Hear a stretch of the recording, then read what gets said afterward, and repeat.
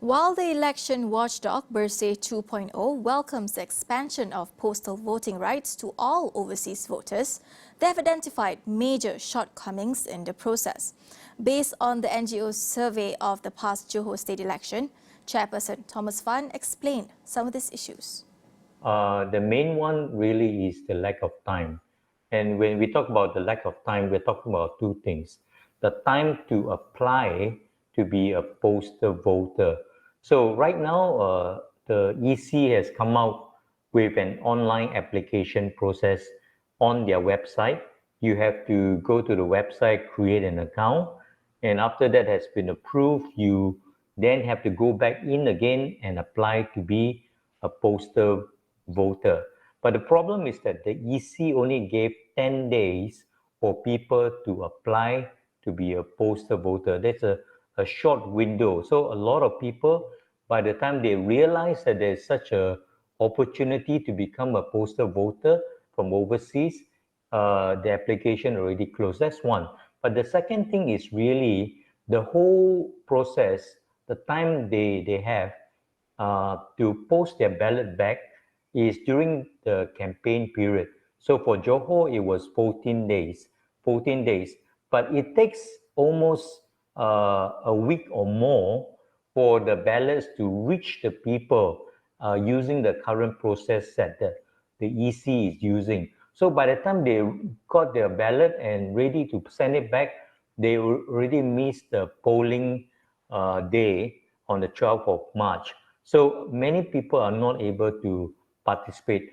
The other thing is really the lack of awareness. We only have about 7,814 applicants for postal voting for Johor, when the potential could be 2 to 300,000 Johorians who are overseas. The bulk of them, of course, stuck in Singapore due to the pandemic. Thomas said the EC cannot handle more than 10,000 postal vote applications without running into serious backlogs and delays, when the potential overseas voters may be more than 1 million. Therefore, he said urgent reforms are needed, ranging from extending campaign period and minimizing manual human processes. Extend the campaign period from 14 days to at least 21 days to allow time for postal ballot to come back.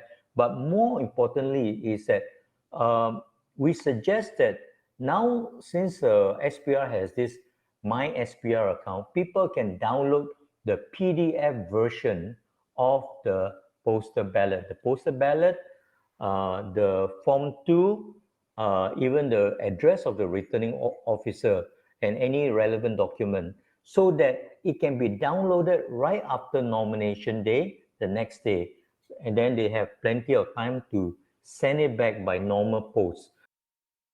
Action needs to be taken now to avoid lower voter turnout becoming the new norm. In the Johor election, the voter turnout was just short of 55%. Now in Malaysia, the last two general election was over 80%.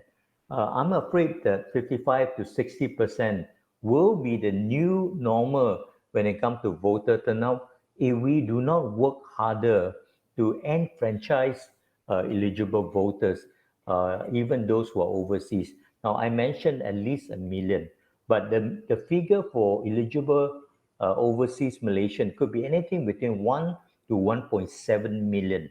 Now, that would translate to roughly 6 to 7% of eligible voter. Now, if we can encourage them and allow them to participate in the election, easily I would say that we will see 60% participation plus other factors to bring it up to at least 70 to 80% voter turnout rate. Now, voter turnout rate is important so that whoever gets elected has a strong legitimacy and mandate to govern the country.